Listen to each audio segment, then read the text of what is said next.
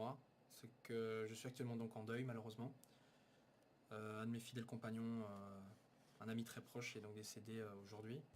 Et personnellement, il m'a accompagné ces dernières années et franchement, j'aurais pas pu profiter autant de ces dernières années sans lui.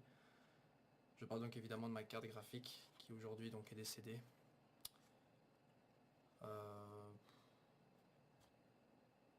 J'étais tellement heureux quand je l'ai eu la première fois. C'est une GTX 560 Ti de chez Nvidia, enfin une constructeur Asus plutôt. Oui, c'est de la merde, je sais. C'est pas un placement de produit, rassurez-vous, cette saloperie, vous l'avez même pas à 30 balles sur un site, hein, donc ça vaut rien. Mais j'ai joué à plein de jeux dessus, j'ai kiffé ma race et aujourd'hui donc elle est morte. Ce qui fait que là je dois tourner sur un chipset à la con là. Enfin, soit donc pour le montage ça ira quand même parce que c'est principalement mon processeur qui marche encore qui est important. Voilà, je voulais juste vous le dire. Parce que je vous promets, c'est choquant la première fois qu'une carte graphique crève devant vos yeux comme ça. Sur Twitter, vous pouvez carrément voir d'ailleurs des vidéos, des images de quand ça arrivait, donc quand ça commençait. Bref, voilà. C'était sur ces petits mots maintenant, donc on va enchaîner avec le chapitre de One Piece. Avec un putain de cracker de...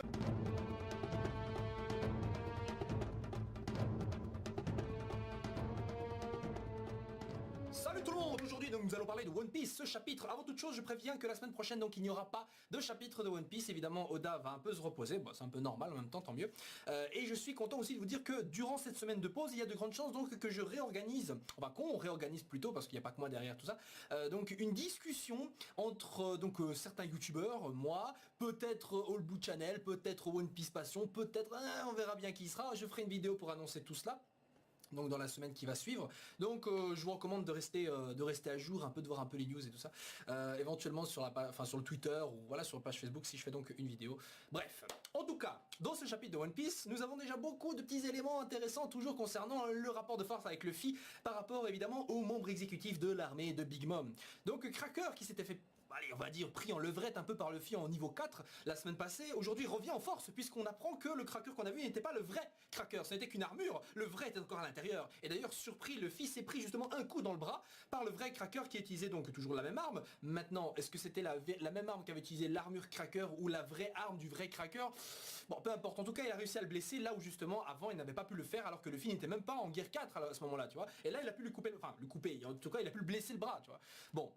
Je le répète encore une fois, les attaques perçantes et coupantes sont évidemment le point faible de Luffy. Contre un autre adversaire, Luffy aurait carrément pu perdre le bras. Bon, ici il n'a pas perdu, mais heureusement quoi. Donc le vrai Cracker donc a une apparence bien plus maigrichonne avec une cicatrice, des yeux de malade mental, avec des cheveux, je sais pas de quelle couleur, mais en tout cas des cheveux un peu ébouriffés presque à la Belle Amie. Et donc le mec explique donc qu'il a mangé le Bisou Bisou Nomi, donc le gars qui lui permet, ce fruit lui permet donc de devenir un mec qui arrive à créer donc des biscuits à volonté, mais vraiment comme ça, à outrance, et peut leur donner donc des formes libres, hein, je veux dire, il a réussi à créer par exemple l'armure qu'il avait grâce à ce pouvoir là. Le faux sang d'ailleurs qu'il avait lâché comme ça la semaine passée, c'était en fait de la confiture, donc en fait c'était un gros fake, tu vois. Et le mec est capable de créer plein de clones, plein d'armures. En fait, quand on y repense, c'est vrai qu'il y avait des soldats biscuits comme ça qui patrouillaient un peu partout. D'ailleurs, on en revoit dans ce chapitre aussi.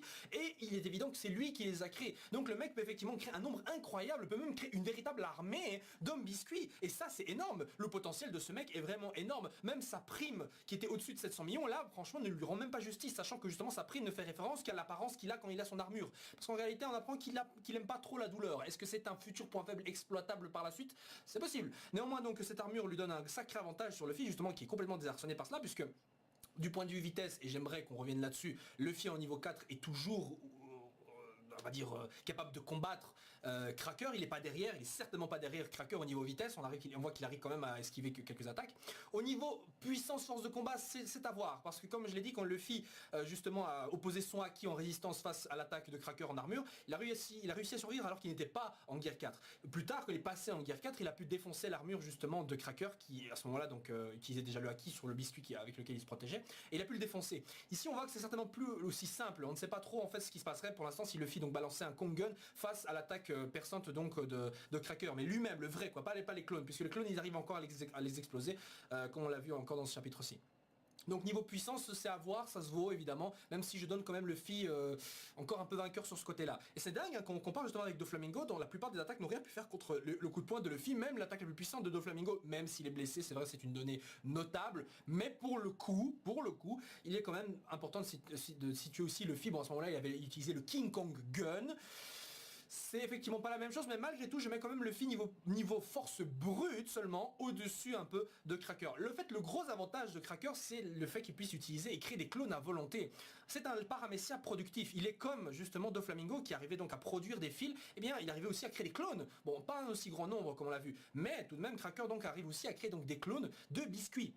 Enfin des armures de biscuits, bon il le fait comme il veut après.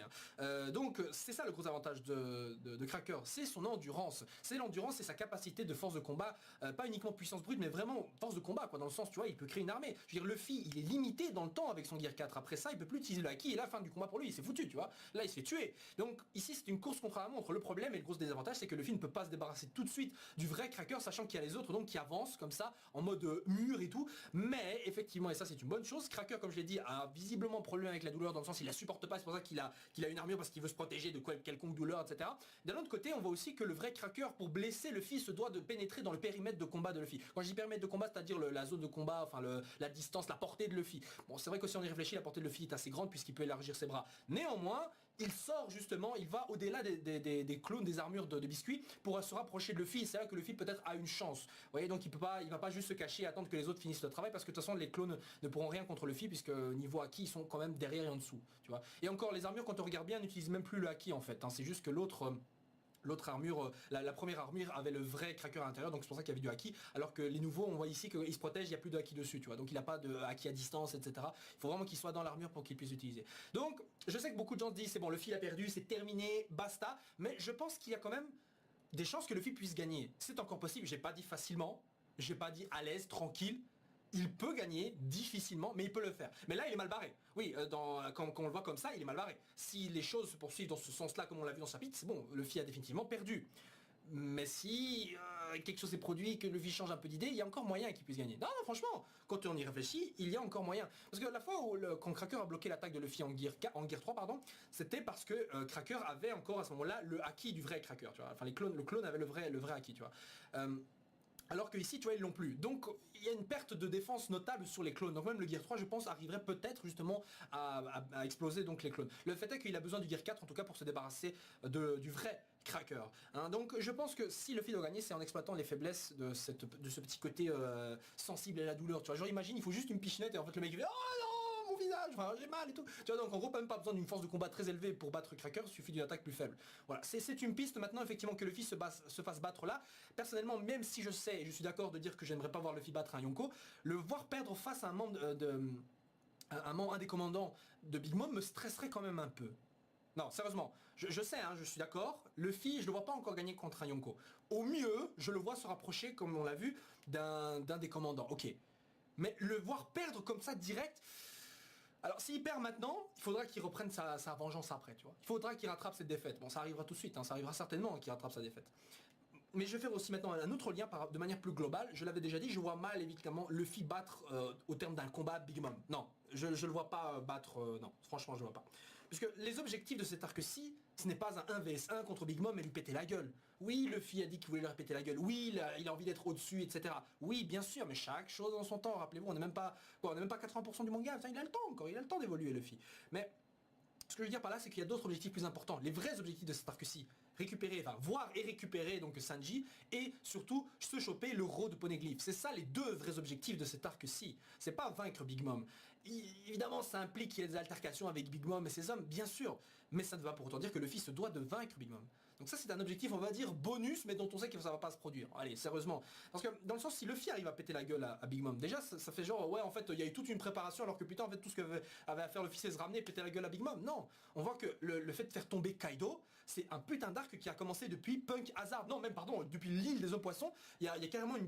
non, allez, c'est vrai, depuis Punk Hazard pour Kaido et pour Big Mom, c'est l'île des hommes poissons. Mais depuis Punk Hazard, en tout cas, t'as le début justement de la mise en place et la réalisation d'un plan qui est fait de faire qui est pour but de faire tomber Kaido. Les smiles, puis après Doflamingo. Voilà, donc des trucs se produisent pour faire tomber Kaido. Et comme ça, le fils ramène dans une île, peut-être Big Mom, c'est bon, il est à niveau d'un Yonko. Mais non, il faut une progression plus lente. Je le vois, le film ne va pas faire tomber toute l'organisation de Big Mom, bien entendu que non.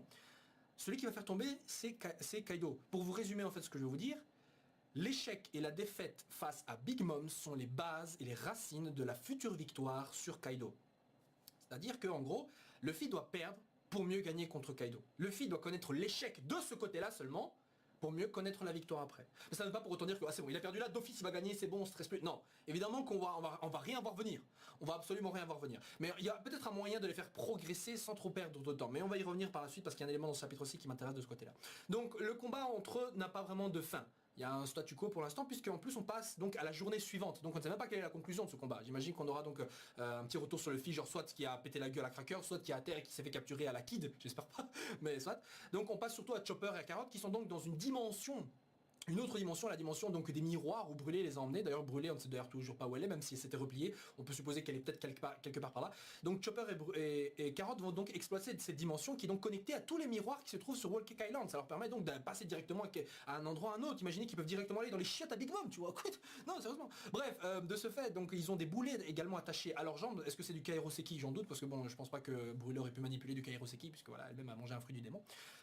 Et ça me rappelle évidemment toujours, hein, vous voyez, le monde un peu Alice au Pays des Merveilles, le sol en damier, les escaliers qui vont un peu partout et tout. Voilà, c'est pour rester un peu dans le délire et je trouve que c'est très bien fait. Par rapport à cette dimension, je sais c'est la quatrième fois qu'on voit une dimension comme ça, un fruit du démon, enfin un fruit du démon qui maîtrise des dimensions. On avait déjà vu donc par exemple l'autre du CP9, j'ai oublié son nom, Blueno, voilà, qui avait donc le Doa Doa Nomi, qui lui permet donc de créer des portes à travers n'importe quoi, mais il pouvait créer une porte également qui le mettait dans une dimension où il n'y avait que lui qui pouvait entrer. Enfin, lui qui pouvait entrer, je ne sais pas s'il pouvait amener quelqu'un avec lui, de la même manière que Brûlé a mis des gens dans cette dimension-là. J'imagine que Blueno pouvait le faire. Néanmoins, pénétrer dans une autre dimension, donc les fruits du démon peuvent permettre cela. Et ici on l'a encore vu, et je me suis dit, et pour faire un lien donc ce que je disais avec un entraînement éventuel, pourrait-on avoir un personnage qui est un fruit du démon qui permette de pénétrer dans une dimension où le cours du temps est différent. C'est-à-dire en gros, à l'intérieur de la dimension, le temps passe plus lentement, non plus rapidement pardon, que dans... Enfin je sais plus la logique, c'était genre en gros tu restes dans la dimension genre une journée, en vrai il s'est écoulé genre 6 mois tu vois. Enfin non, ou même l'inverse en fait. Rester genre un an dans la dimension, voilà, c'est équivaut à une journée pardon dehors, voilà. Donc en gros tu t'entraînes pendant super longtemps alors qu'en vrai il s'est écoulé même pas une journée tu vois.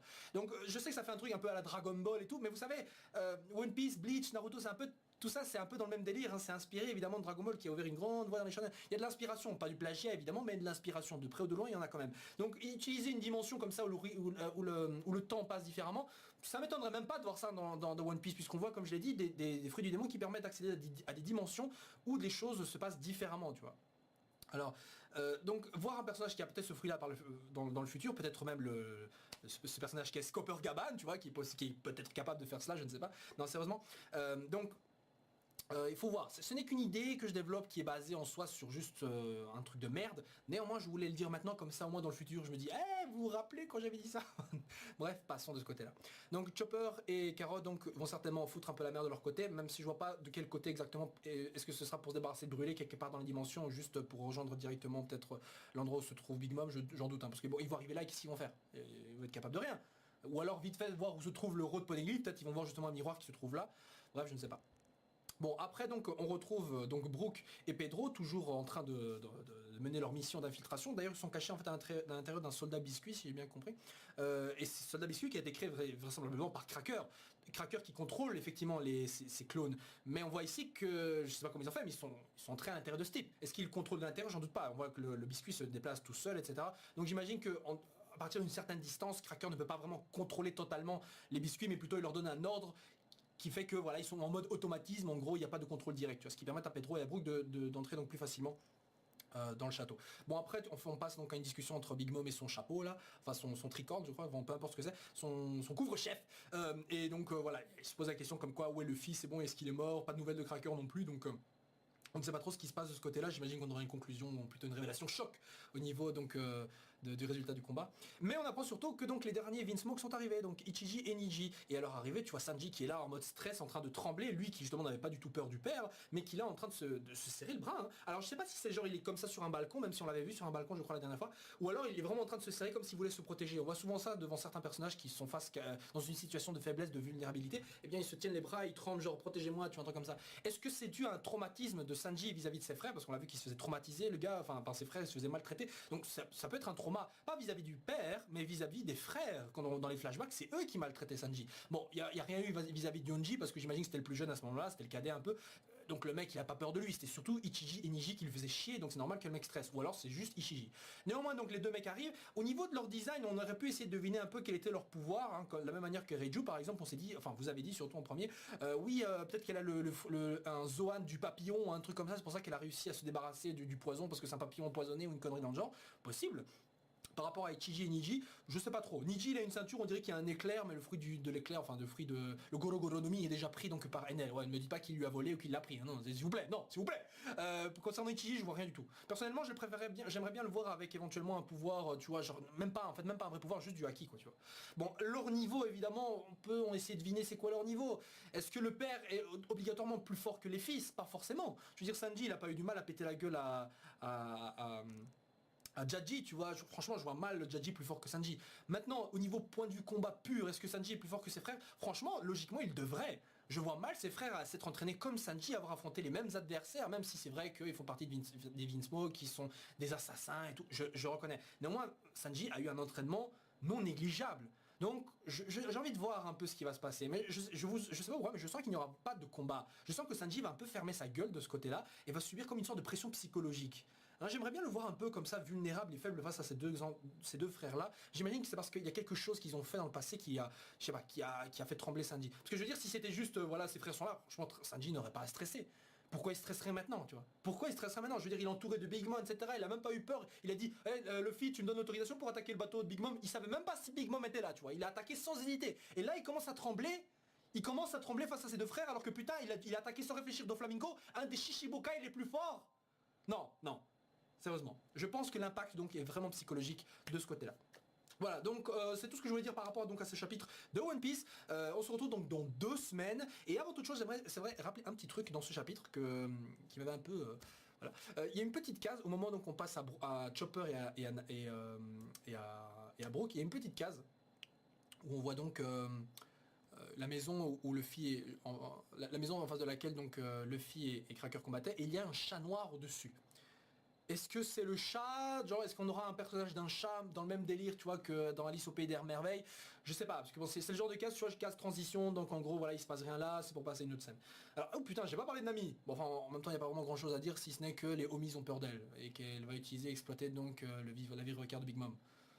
Bon, à part ça, je vois pas vraiment grand-chose, elle va s'en sortir, elle va peut-être retrouver donc Brook enfin, pardon, elle va retrouver donc Chopper et Carotte. Concernant Luffy, je sais pas trop, peut-être va-t-elle le ramener ou l'aider. Faut voir, j'aimerais bien aussi qu'elle soit un peu utile au niveau du combat. C'est vrai qu'on l'a vu face à Brûler, péter un peu enfin exploser, faire peur surtout, pardon, effrayer, donc Brûler avec son Climatact, mais après ça, voilà. Bon, donc c'est tout ce que je veux dire par rapport à ce chapitre-ci. On se retrouve donc dans 2 semaines. Restez donc à jour par rapport à l'annonce de la future discussion générale où on répondra donc en live à éventuellement vos questions sur One Piece dans l'actualité. Donc il faut être à jour pour cela. Mais bon, si vous êtes en train de regarder cette vidéo, c'est que vous l'êtes logiquement. Voilà, sur ce les gens, ciao ciao et passez une agréable semaine. So